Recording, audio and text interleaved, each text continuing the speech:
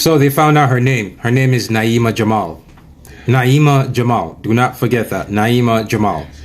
This is in reference to the Ethiopian woman whose picture is doing the rounds on social media right now, who was photographed in Libya being sold for $6,000. In the picture, you can see her. She's hog-tied. There are a bunch of other more black people behind her, and they're being sold. And her name, they found out who she is. Her name is Naima Jamal. Hi guys, welcome back to our channel. In case you're new here, my name is Maren. And I'm Maureen. Right, so in today's episode, we're going to be talking about the slave market that is erupting in Africa, a country called Libya. I don't know how many of you guys know it, and it is quite disheartening because this week a video has been going viral of a woman, an Ethiopian woman, who is being sold for $6,000 US. Right, it's only recently that we did another episode of black men going missing in Canada. So the main important question we are asking today is, who is the buyer of these slaves? What is happening? And melanated people, should we be moving around like as if we are safe? Because this is an incident in Africa, there's another one in Canada, but guys, we don't want to talk too much. Let's just watch this video for context and then we come back and talk about it. Leave us your opinion on the comment section and let us know what do you think. Consider subscribing if it's your first time here. Let's watch. Now, the reason I'm making this video, I'm not going to upload the video, the image, obviously, because black trauma, I'm tired of spreading that shit.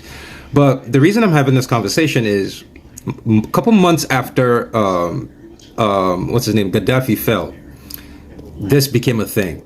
Back then, black Africans were being sold for $400. $400. Fast forward 2025. Not only has it has thrived to where inflation has, now they're being sold for $5,000, $6,000. That's how much Naima is being sold for. Which brings me to my next thing is, this is, you know, when I talk on my lives, I keep saying we need to learn how to use people of other races who want to help us. Let me give you an example. Can you imagine if right now, if we found 2 Jewish women and 1 Jewish man, and we took them to, like, there's Libya, there's parts of Libya you can go to where it's safe. So we go as a community, black, you know, we get 2 white Jewish women and 1 Jewish man, and we go to Libya together. They're on our team, right? And then we tie them up. The reason I say Libya is because of geolocation, geotagging. It needs to be seen that it was taken in Libya. We tie up these 2 Jewish women and 1 Jewish man the same way and take a picture of them and upload it to the internet for sale. Watch how quickly Israel will come in and shut down the slave market. But no other African country is willing to do this for their people. Nigeria got, like, if she's out, we have not heard a single word from the Ethiopian government. Not a single word. And that's I'm tired, man. I really am. I wish I could go online and just be carefree, like Duke Dennis and all these, because one thing is clear: every time I've built a platform online, regardless of where it is, I've always had a big following and I've always gone viral. From TikTok to Reddit, like I've had the #1 post on Reddit like 4 times in a row. I've had, like, the only app that I've never gone viral on is Twitter. I've gone viral on other. My point here is, every single time I start creating a platform, I get followers, I get people that come, and then eventually I start to try to, like, I can never, no matter what I start doing, type of content I start doing, it always ends up being this kind of content, and I'm tired, man. Like, not.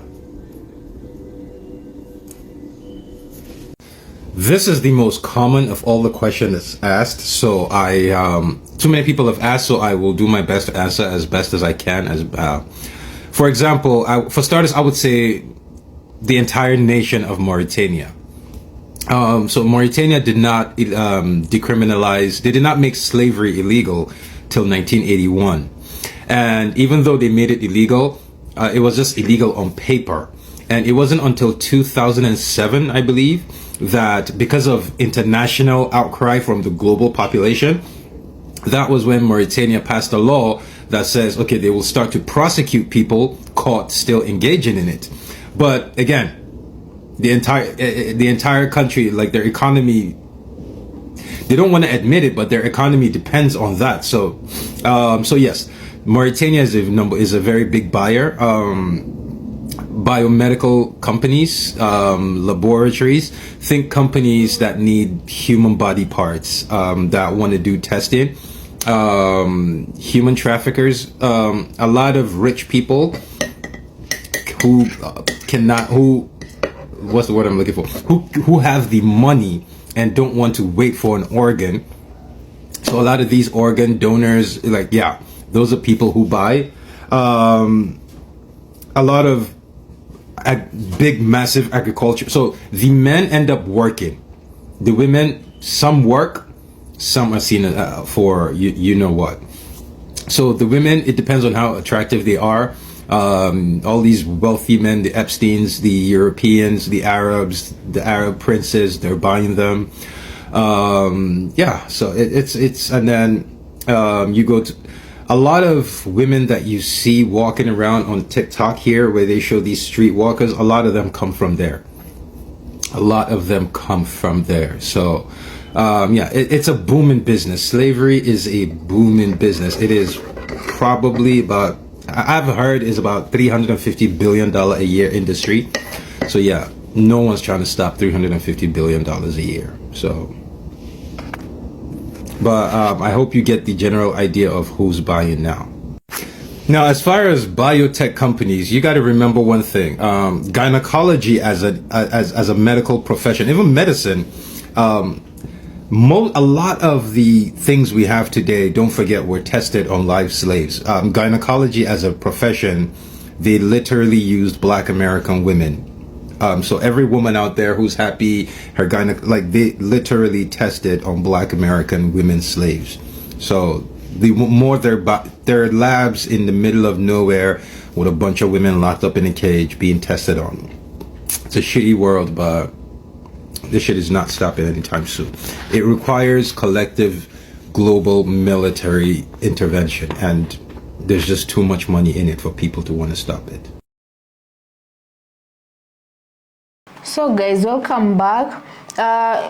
What I've really come to realize is that if for such an organization to exist in Libya and that they seem to be getting away with it, I don't know, I tend to feel like there are some pretty powerful people who might be involved with this, and I wouldn't even be surprised to find the government, someone in the government or someone in high position who is benefiting from this trade. Because for such terrorists like these ones to have the courage to even take up pictures of this woman and post them, and they didn't only have that woman, they also had a few men there, and this woman is said to be 20 years old, quite young, and they were also torturing this woman, and God knows whatever else they did to this woman. My question is, if the government of Libya wanted to shut down this organization, don't you guys think they could have managed to do so given the resources the government usually has? Yeah, it's quite sad because Libya is being used as an entry point for those people who want to get into Europe, immigrants and refugees, especially the ones who are running from something in their country, be it war, be it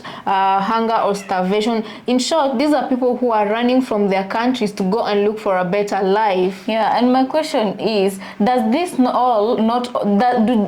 not look familiar? Like it's something very familiar that is going on, that has happened before in history. And what is concerning is also, as the brother mentioned, Libya is being used as a leeway by immigrants and both refugees who want to get into Europe, and it's in this transit where they find themselves in such kind of slave markets. And the buyers who are fueling this practice, as the brother said, are the type of people who, let's say they're sick and they're waiting for some kind of organ transplant and they can't afford to wait on the list. So these practices are harming these black people, and I have to say I've not seen any other colored person in that group where they're selling people. So this is kind of, if the government wanted to end this practice, I do believe it would end it, but it's beginning to look like it's a very beneficial practice, right? Because one person going for $6,000 is just quite sad that a human being can lose their free will in order for another human being to fill their stomachs, you know. And then another thing that the brother mentioned was that Right now, at least the whole world can get to realize or can get to witness how African countries react when it comes to certain situations that concern their citizens, as compared to countries where the Western countries, or developed countries rather, right? He made a very good example. Imagine if the videos going round was of an Israeli citizen, or let me just add this, or if it was of a palm-colored person, right? The government right now would have started to look for ways in order to save these people. But here in Africa, this story has been trending, and we have over 54 countries in Africa, and leave alone that we also have the the African Union, which has presidents that are sitting there, or influential people in society or in the political landscape who are sitting there as heads of something in AU, in African Union. You want to tell me over 54 states or the African Union cannot just put their minds together, come together and help rescue these people, and more so end this criminal organization? Right. Another thing the brother mentioned, other than the people who need organs, can we talk about the biochemical labs, the biomedical labs that also buy these people in order to conduct some kind of experiment? These are the people. So guys, just picture the kind of people in Congo, why they are suffering because of the minerals that are found in their land, and then we factor in the fact that the black people right now are going missing, and the importance of melanin and other organs that can be found at quite a cheaper price in the black market, and right. then we compare that situation with Libya. Do you think if people in Congo have never been able to find peace because of the kind of minerals that are found in their land, do you think a nation that has majority black people is going to find peace if this practice becomes very, very because money can actually really give good incentive to people who think that crime is the only way that can pay their bills. Because guys, right now even computer chips use melanin, and right now I really feel, I don't know if it's because I live in Africa, but I really feel like the rate of disappearance right now when it comes to melanated brothers and sisters has really gone significantly up as compared to any other race of group. I've even heard about people complaining in America that black people are going missing a lot, and my 2 cents is there's something that is going on, not necessarily that it has to be connected, but if you move around and you act like you can't make this your business, I do feel like it's gonna get to a point where it concerns to be everyone's business. Right, it concerns everybody. And I do say this, should anything happen in a society, black people are always the people who are at the bottom, getting it first. We will always be at the receiving end. And so I just say, like, we need to make more noises for these things to be heard and for something to happen, because something is happening and it's not good for melanated people. Right, because as the brother said, he said that in order even for medical research and whatnot to reach to a point where it has reached in this modern day and age, in order for us to have gynecologists, someone had to be done something too in the medieval times, right? And black people were used as experiments, and it was being done when they were still alive, nothing to numb the pain, nothing. They were being opened up when they were still alive. So right now I feel like, as many of you also have been telling us on our comment section, it's not only about organ trafficking or human trafficking, but at this point, someone somewhere is doing something to benefit from the plight of the black people. Yeah, so guys, I think we're gonna leave it there. Just let us know what you think about this whole thing. I know it can mess up your mind, so just let us know your opinion on the comment section, and also consider subscribing if it's your first time here. As usual, we wanna thank you so much for joining us on this episode. Let's catch you on the next.